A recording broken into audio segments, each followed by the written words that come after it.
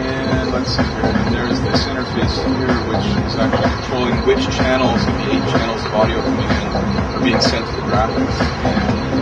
And another controller here. Now all 8 of them are going.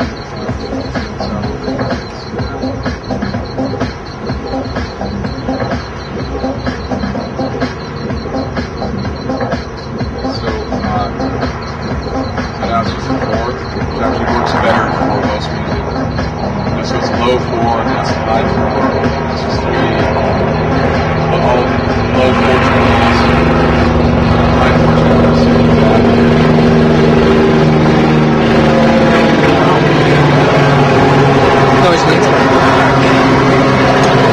Now this here is actually, this curve represents what I'm doing with the triggers that's happening, and I'll show you that in a second here. You can see how the lows are now kind of sticking a little bit more. About the gold radar light. That's the beat coming in. And actually I didn't explain that. This hardware here takes audio in and does an automatic beat per minute recognition. So, and that's actually feeding that, so it's going to the beat. So that's the second element in addition to in terms of timing, you see graphics circuit. Just managing the same line.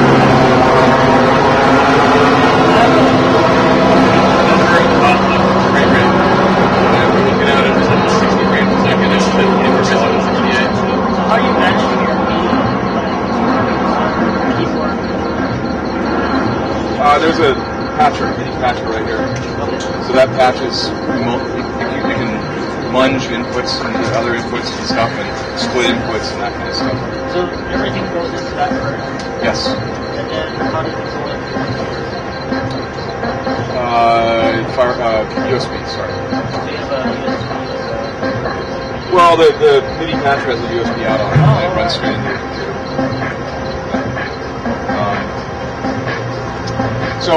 Just to kind of cool thing about touch. So this line here is being generated by this here. Okay. In terms of passing again data back and forth, this here is a keyframe channel operator. So I'm creating this keyframe here, and then I'm just doing a little bit of math as I dial my slider here. Flatten it out like that. You can see on the channel 1 thing right here what's going on. So then I'm using that to drive a line here, it's a geometry, which I'm then basically kind of rendering and turning into a UI element. And then I'm also using it to actually do a lookup of data of the channels like this. So you can see that the data itself actually changing, right, like that. And then I'm taking that data and sending it a little bit further down here. Okay, so here's the raw data coming in from the hardware box. And these are triggers. And as I change this, change the trigger, re-trigger delay, it's typical audio stuff. And then decay link and peak link. And that's all running off of the same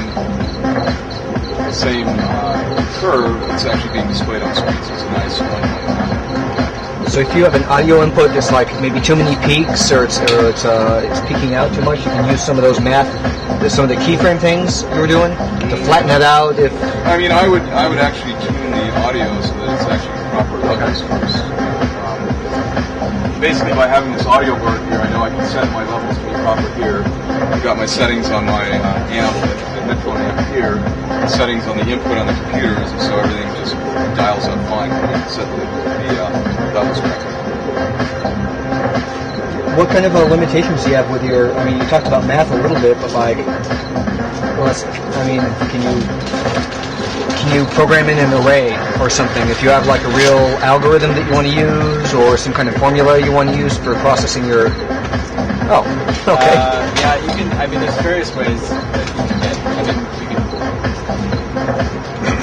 There's a full shading language available to you, which is GLSL. So you can do anything. You can write custom shaders in there. But yeah, you can do also. You can build all sorts of operating systems using channel operations. store arrays using DAT, which are data operators, Really? and access any cell with run things based That's on. super helpful. Yeah. That's really that nice. stuff's really neat. You haven't seen very much of that. I guess you can show them that text data down there. Yeah, well, actually, just to show you. So, in terms of scripting and commands and stuff. Right. So these are all the commands you have. And Oh, so we'll help them with the all of 4, these. is that like a for loop? Yeah, you can build. Yeah, you can build Oh, So all these That's things, nice. it's all scripting, and then these are all the expressions you can run. oh my god. Yeah. So you can run all these in the various gate operators and that kind of stuff. So there's a shitload of stuff. Yeah. So yeah. I use Isadora a lot, and it's like you gotta use these fucked up workarounds for just the most basic thing. I mean, I would love to have my hands on something like that, you know? Oh, it's free. Yeah. What, Touch, this touch is motion? 077. Motion is free? Touch, no touch. Oh, touch. Really?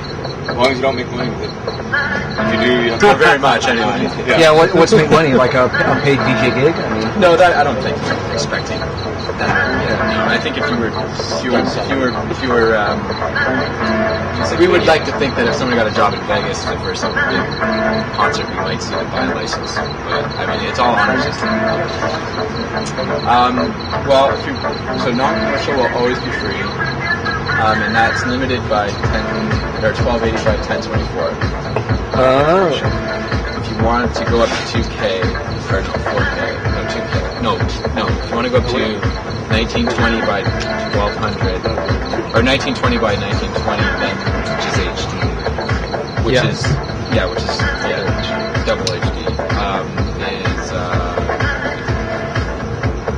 is $600, and if you want to go to the Pro level, which has all sorts of crazy systems for integrated multi-core processors, sort of more arcade things that you wouldn't get into unless you're building crazy systems.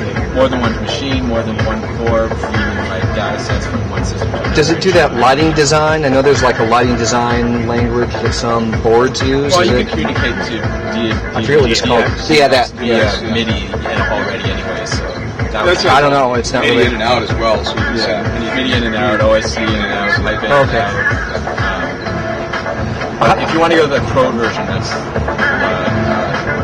$3,000. But that's like when you get to that level, like you'll be. It won't be you paying for it, basically. Right. Well, I mean, I don't know. You can use it. I don't know what I do with it. And so you're probably not using that much. I mean, 99% what you can.